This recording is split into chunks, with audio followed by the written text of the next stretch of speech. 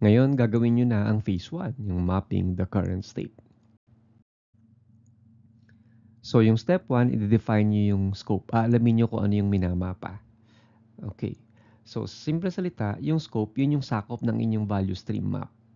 Diyan nyo tinutukoy kung alin lang sa mga proseso ang inyong susuriin, kung saan magsisimula at saan magtatapos. So, parang setting ng isang pelikula, hindi mo kailangang isama ang buong mundo sa eksena. So, sa madaling salita, ang imamap mo lang yung ah, product or service family, yung isang grupo ng mga produkto or serbisyo na dumadaan sa halos parehong proseso. Hindi mo kailangang i-map yung buong negosyo o yung buong sistema. So sa madaling salita, ang imamap nyo lang is yung mga proseso na nandun sa quality control plan. At syempre, kikilalanin nyo, aalamin niyo yung start and then end points, yung eksaktong simula at dulo ng inyong value stream map. Kasi kung malinaw ang simula at dulo, mas magiging focused at organized ang inyong pag-aanalisa. Kasi kung hindi nyo itatakda yung start at end points, lalawak ng lalakawak yung scope ng inyong mapa, magkakaroon ng tinatawag na scope creep. Scope creep. So, para yung essay yan na hindi malinaw yung simula at wakas. So, kung saan na napupunta yung kwento. So, saan magsisimula yung proseso? Saan ito matatapos? So, dapat bata yan sa logical na daloy ng product or service at align sa goal ng mapping. Saan makikita? Sa inyong quality control plan. And then, step 2, gather the team. Isama yung mga taong aktual na gumagawa ng trabaho. Sino yon? Yung mga manggagawa or employees na kasungkot sa proseso. Kayo bilang facilitator na may sapat na kaalaman sa value stream na gagabay sa process at syempre, yung kinatawan mula sa management, basically yung process owner. So, kaya gagawin yan para mas maging malinaw. Ngayon, hindi realistic na gawin nyo na to mismo, pero after this, pag nagawa nyo na yung inyong current state map, yung inyong future state map, ipepresent natin ito sa ating quality control coordinator ng ating campus. At hindi nyo namamalayan, yung mga ginagawa nating una ay nagiging pundasyon na pala ng value stream map sapagkat nagawa nyo na yung Gemba. So nakapunta na kayo doon sa lugar na pinagtatrabahuan, inobserbahan nyo yung nangyayari at nakipag-usap kayo sa mga tao. Pagdating sa industriya at nandun na kayo sa industriya, tandaan nyo, tingnan ang actual na proseso. Don't map from your desk. So huwag kayong mahiyang magtanong sa mga tao. Sila ang tunay na eksperto sa proseso. Kahit hindi sila engineer, kahit hindi sila manager, sila yung may unang alam kung saan nagkakaproblema ang trabaho. And then, magdo-drawing na kayo. So, oras na para magsimulang gumuhit ng value stream map. Saan kayo magsisimula? Sa pinaka-basic, yung supplier at saka yung customer. Ang convention sa value stream mapping ay ilagay yung supplier icon sa itaas na kaliwang sulok ng papel or map. Diyan magsisimula yung kwento ng inyong product or service family sa input. Sa kabilang dulo naman, sa itaas na kanang sulok, ilalagay yung customer icon. So, siya yung huling tumatanggap ng value. Kumbaga sa pelikula, siya yung bida sa dulo ng kwento. So ano yung papel ng supplier sa mapa? Pwede siyang external supplier na nagpapadala ng raw materials or information o kaya naman ang internal department or office or unit na nagtatransfer ng files, components, or requests sa team natin. So maglalagay ng arrow mula sa supplier patungo sa process. So, ibig sabihin, nangangahulugan na yan ay physical na movement tulad ng material parts or information na pumapasok. So, ano naman yung papel ng customer? So, yung customer, pwede siyang external end user, kliyente, buyer, pasyente, or internal customer sa loob mismo ng organization. So, ibang entity or tao or office na tumatanggap ng output natin. So, guguhitan din niya ng arrow mula sa proseso papunta sa customer para ipakita yung output ng system.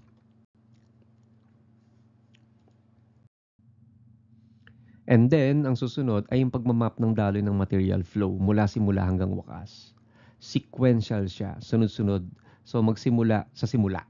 Magsimula sa supplier, sa itaas na kaliwa ng mapa, and then, diretso sa mga process boxes. So, para sa bawat takbang sa proseso, gumuhit ng process box. So, lagyan ng label na maikli lang at malinaw. Hindi kailangan literal na copy-paste yung laman ng process step sa QCP at ilagay sa bawat kahon. Maikli at malinaw, i-summarize ninyo.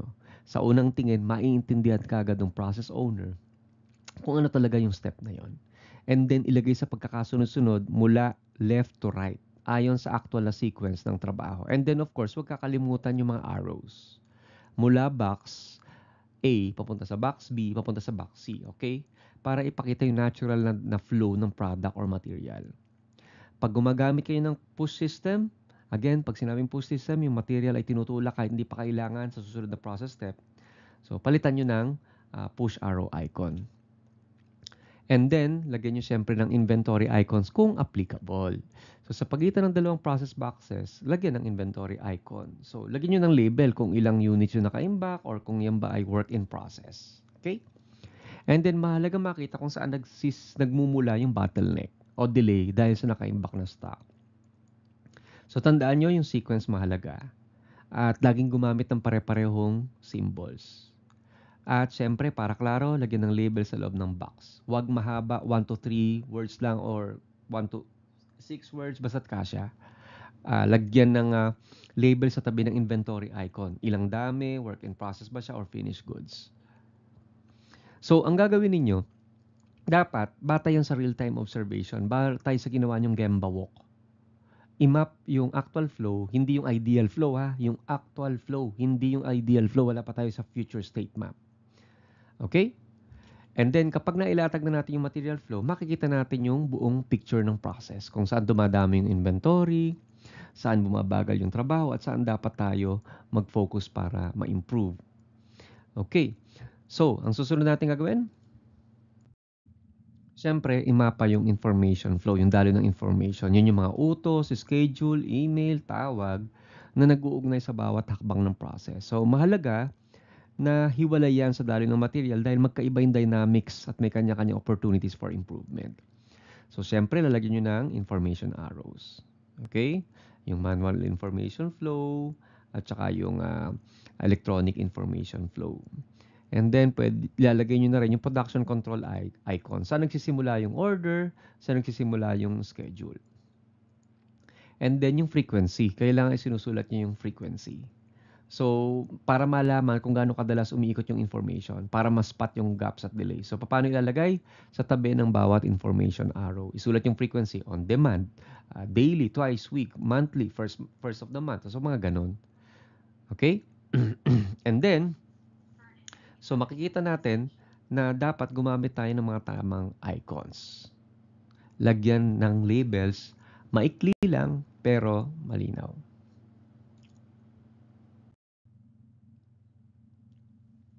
So, ang ikapitong hakbang ay ang pagkolekta ng datos mula sa bawat hakbang sa ating process. So, I think nagawa nyo na yan. Nagkaroon na kayo ng idea dyan. So, mahalaga to dahil nagbibigay sa atin yan ng quantitative metrics na magagamit sa pagsusuri at pagpapabuti ng ating system. So, ngayon, gagamit kayo ng data box. Sa ilalim ng bawat process box, kailangan maglagay ng data box na naglalaman ng mga sumusunod na information. Ano yon? Cycle time. Yung cycle time, yan yung oras na kailangan upang makompleto ang isang unit ng product or service sa isang particular na hakbang o process. So, yung lead time. Yan yung lead time, yun yung kabuang oras na kailangan para sa isang unit na dumaan sa buong hakbang ng proseso. Kasama na ang waiting or pag-iintay sa pagitan ng mga hakbang. Halimbawa, kung ang isang produkto ay nag-iintay ng 10 minuto bago magsimula ang assembly at ang assembly mismo ay tumatagal ng 15 minutes, ang lead time para sa hakbang na yan, 15 minutes. And then yung wait time.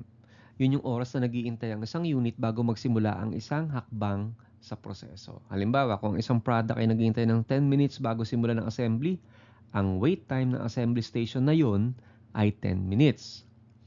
Lagyan ng number of operators, yung bilang ng mga tao na nagtatrabaho sa isang partikular na hakbang sa proseso. Or kung kinakailangan, pero wala pa naman tayo sa manufacturing batch size. Yan yung bilang ng mga unit na pinoproseso ng sabay-sabay sa isang hakbang. Pero pwede rin naman, depende doon sa request. Say, for example, transcript of records, etc., etc. And then uptime or downtime. Kapag may mga makina o kagamitan sa isang hakbang, ang uptime or downtime ay nagpapakita ng percent ng oras na ang mga ito ay gumagana, uptime, kumpara sa oras na ang mga ito ay hindi gumagana, downtime. para sa maintenance or iba pang dahilan. Let's say kung ang makina ay gumagana ng 80% sa bawat oras at sira ng 20% sa bawat oras, ang uptime ay 80% at ang downtime ay 20%. And then, ilagay sa data box yung defect rate. So, yun yung porsyento ng mga unit na ginawa sa isang hakbang na may mga depekto. Again, tingnan nyo kung applicable yan do sa inyong process. Let's say, for example, 5 sa bawat 100 unit na ginawa sa isang assembly station may depekto, ang defect rate, 5%. So, ang pagkolekta ng tumpak at kumpletong datos mula sa bawat hakbang ng proseso, mahalaga yan para magkaroon kayo ng batayan sa pagsusuri ng mga muda at saka inefficiencies. So, kapag alam nyo na yung mga numerong yan, magkaroon kayo ng mas malinaw na idea kung saan tayo dapat mag-focus. At tandaan ninyo yung sinabi ng ating Quality Assurance Coordinator, yung mga suggestions na dapat pag-focusan lang. Hindi to paramihan, pagandahan or patindihan ng effectiveness at efficiency. So ngayon naman, ilalagay natin yung timeline sa ilalim. Ang layunin niyan para makita kung saan napupunta yung oras sa buong proseso. Alin ang talagang nagdadagdag ng value sa product or service at alin yung hindi. So, ilalagay nyo yung timeline sa ilalim ng map. So, ang bawat bagay ng timeline ay dapat proportional sa oras na ginugugol sa hakbang na yon.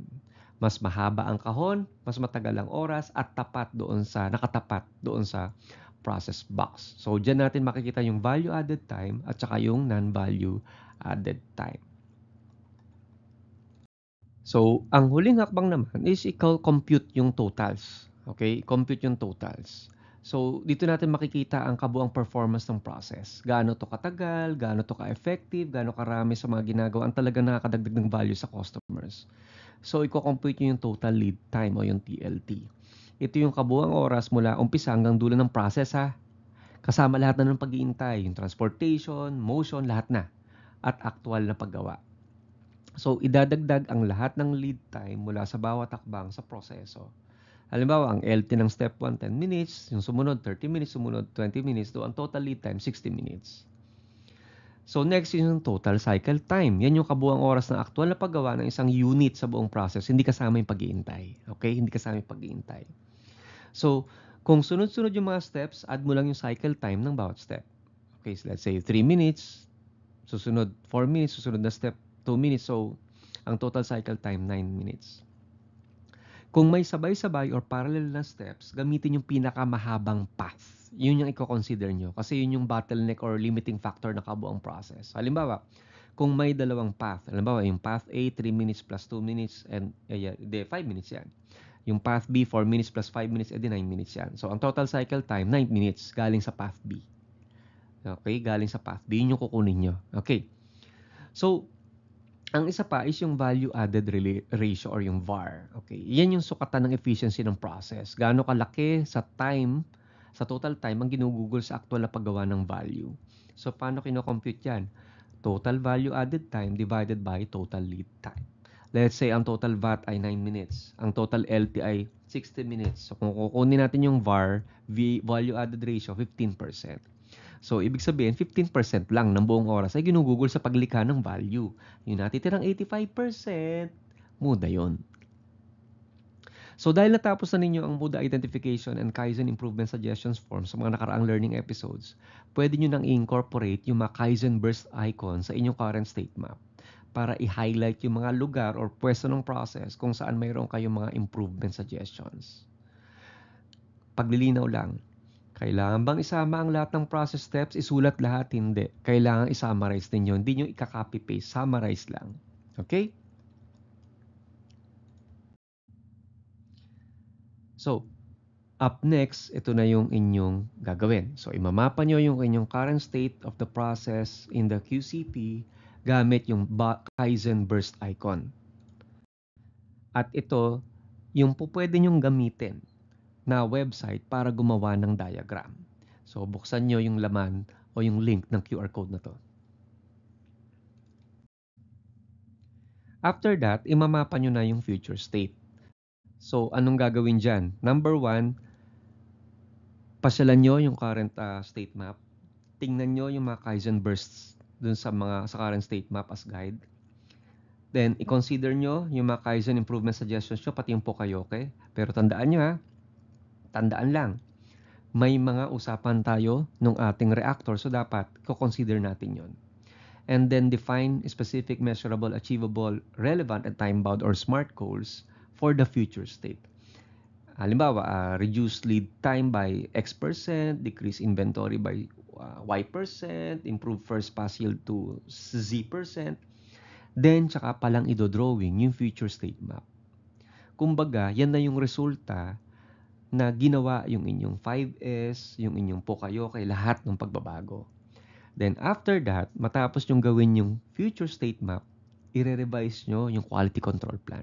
So gagawa kayo ng bagong quality control plan kung saan nalinis nyo na, natanggal nyo na lahat ng muda, na-revise nyo ngayon yung mga process steps.